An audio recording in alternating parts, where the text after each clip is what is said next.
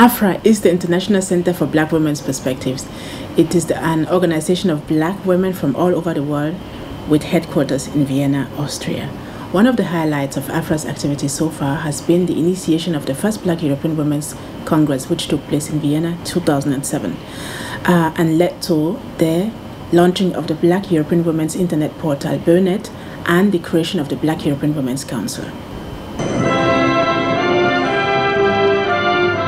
The first Black European Women's Congress took place from the 26th till the 29th September 2007 in Vienna. The Congress was organized in the European Year of Equal Opportunities for All. One of the aims of the Congress was the meeting of each other, sharing information on issues Black European women have to face in the EU today. It gives me big pleasure that our issues are being taken seriously and that they are being taken into the parliament. It's nearly not possible to get asylum in Austria anymore. I say this in full consciousness of the consequences. I think we have to do a new asylum seeker legislation. For example, we have women with Turkish immigration background on regional level who are Austrian citizens. But until now, there are no colored women represented at all, as far as I know. That means this matter should be concerned. There is a culture within the political parties that exclude black women. One also very important way to deal with racism at state level or European level would be to have very strictly enforced anti-racial discrimination laws. We need punishment, we need sanctions, and these sanctions have to be made public. If the sanctions are there and the public doesn't know that people are being sanctioned for certain crimes, of course, many people would continue to perpetrate them.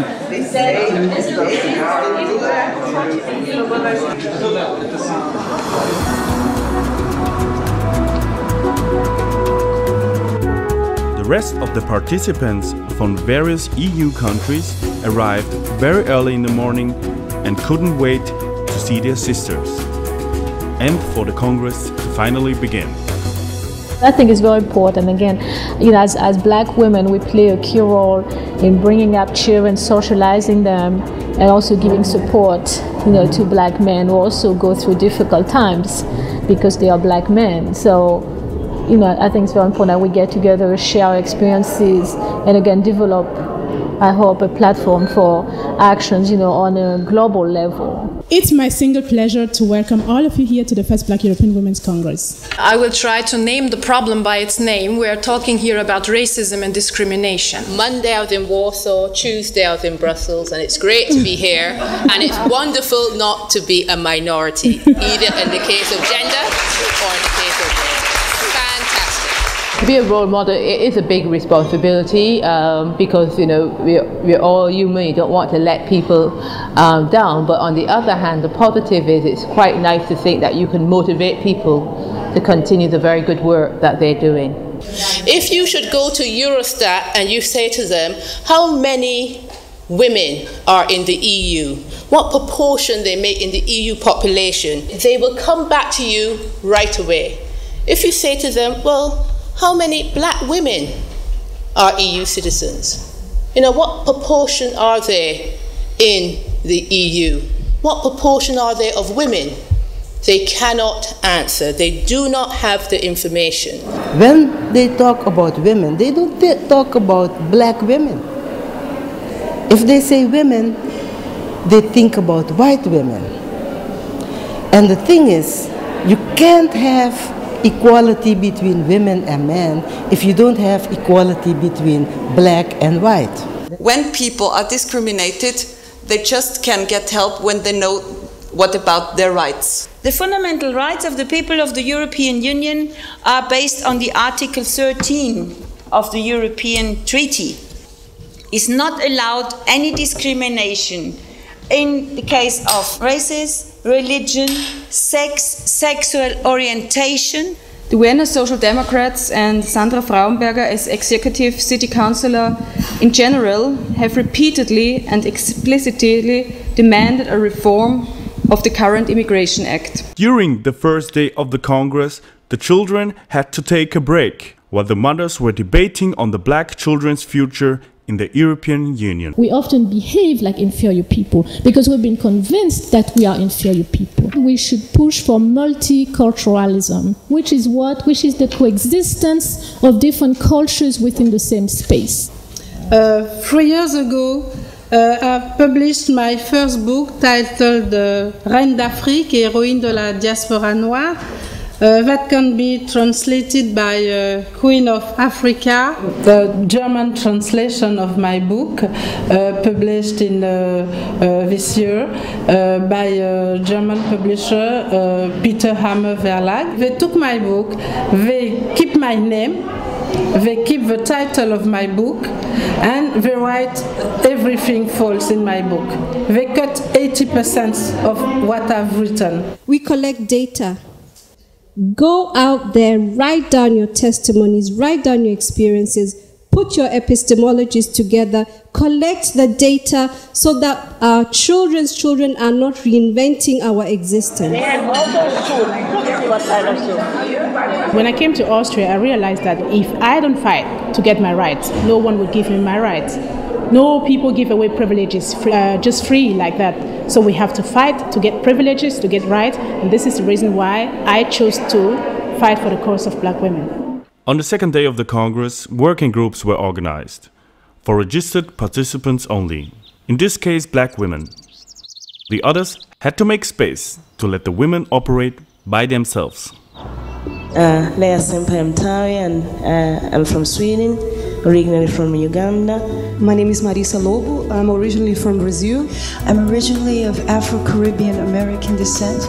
I came to Germany over 20 years ago. Originally from Cameroon. I live in Dortmund, Germany.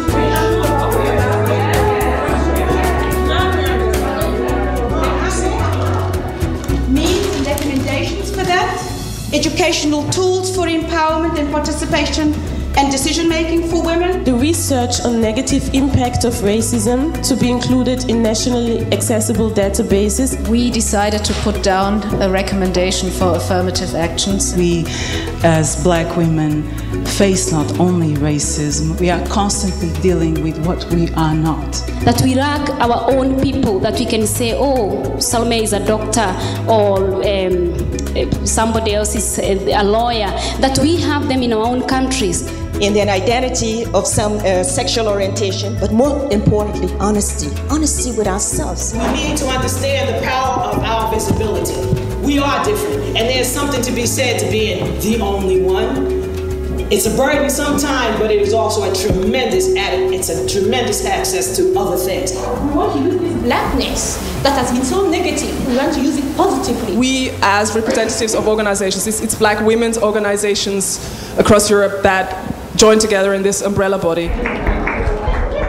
On the last day of the Congress, the Vienna Declaration has been made. The pressure was high, the time due. It was all up to these women to bring out their final results.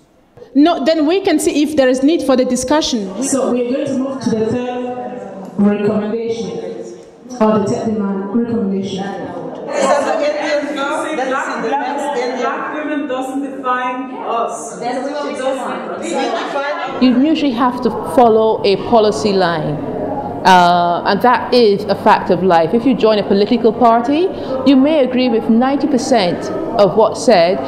10% you may not agree with, but once it's been agreed by majority, you go by the majority. Even here at this Congress, there were some difficult issues that we discussed and we put it to the vote. Yeah, but once the vote has passed, whatever your position is, you go, you follow the line. If we succeed to adopt a Vienna Declaration and to set up the network, we're going to create more space. And I think in that space, we can discuss exchange and take more time to get in detail to satisfy everybody, hopefully. Do we have a copy, or are we going to have a copy in German? Yeah. The final results were brought to paper. A success for the European black women. In Europe, the tendency is that we succeeded within a few days, 2.5 days, to come up with a very powerful Vienna Declaration, which is a historical document, and to set up a network. And the biggest challenge is going to be how to make this network functional. And I think we have ideas. Well, I'm going to take back the fact that, you know, there was this European Black Women Congress here, and it managed to attract women from 16 member states. And I'm not going to say, you know, 2 or 3 countries, because they will think, oh, France, Netherlands, and UK. And I said, no, 16 member states. And that's going to be a very, very strong message to take back. And I would say, you know, they've issued a declaration. And I think, you know, they are, well, they'll not be pleased, but they are going to be surprised. They are going to be very surprised.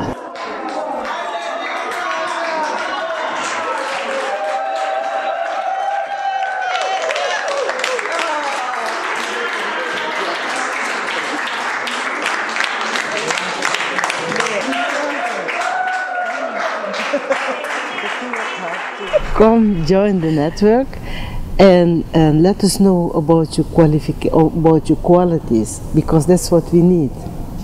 And sometimes, you know, it's not necessary that you have to be a very big scholar, because all of us, we are building a new way for black people in Europe and for the European society. Finally together and fighting for equal opportunities for all. The first Black European Women's Congress, 2007. The next step after the Vienna Congress was the strategic follow-up meeting of the Black European Women's Council, which took place in March 2008 in Vienna.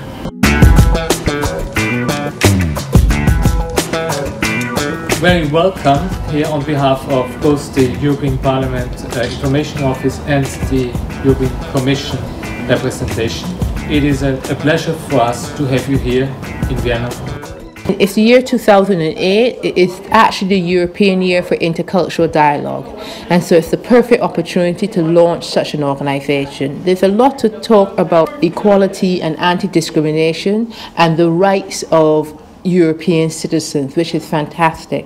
And there's also a lot to talk about when we bring in policies. Policymakers need to understand as well that when you have multiple discrimination, so when the intersection, say, of gender and race, there may be needs that there are needs that are specific to those groups who face multiple discrimination. Because the visible color difference, it automatically brings different sets of rules in your life, whether you like to admit that or not. We have a program to organize a concert to present the Black European Network in Rome, and after to contact the African women's reality over in Italy.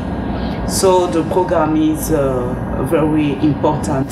TIA has spread the information to all black organizations that are connected with TIA, but also with other organizations, black organizations that are not connected with TIA, but we know their existence and they are very interested in what's happening with black Europeans.